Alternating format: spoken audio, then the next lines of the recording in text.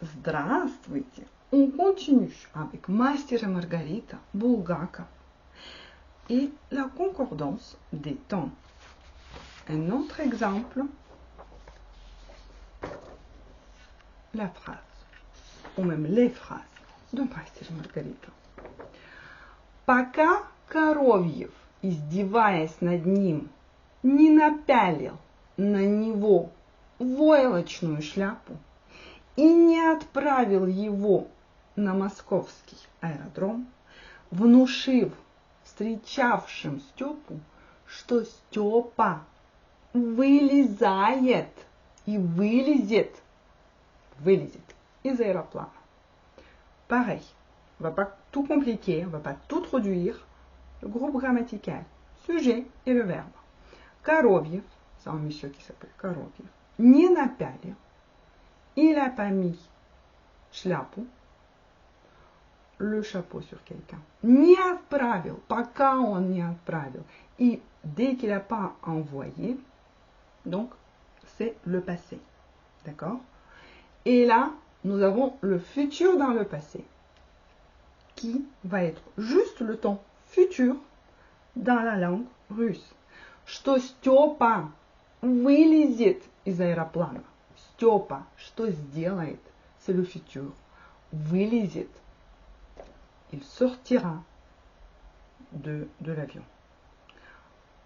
Аэроплана, d'accord? Il sort de l'avion.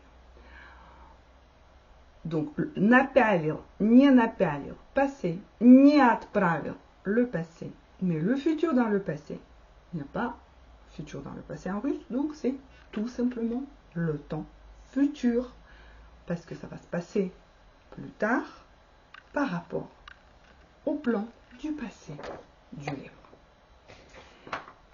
D'autres exemples. Donc là, on a touché le passé. Maintenant, on va un tout petit peu voir le présent et le futur. Et d'autres phrases de Мастер и Маргарита. J'adore ce livre. C'est un de mes préférés. Я узнал, что он холост. Donc j'ai mis есть, il est célibataire actuellement.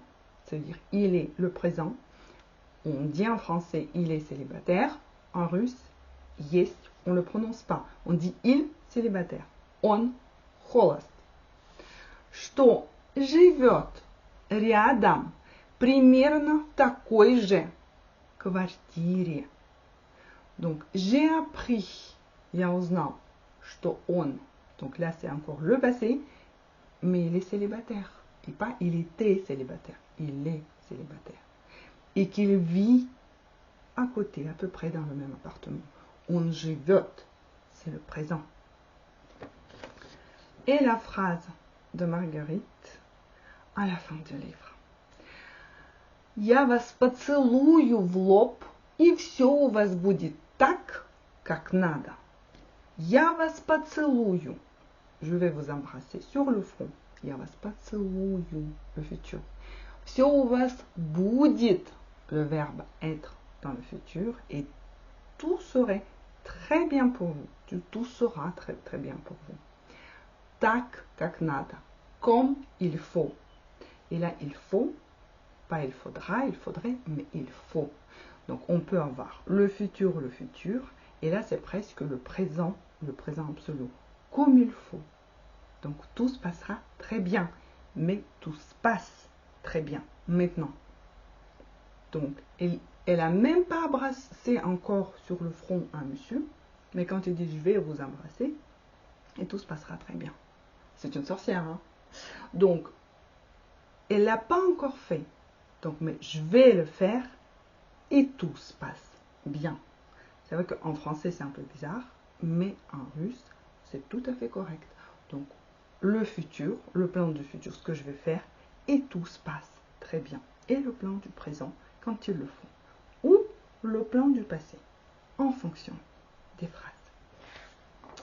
Voilà pour aujourd'hui. И до скорых встреч!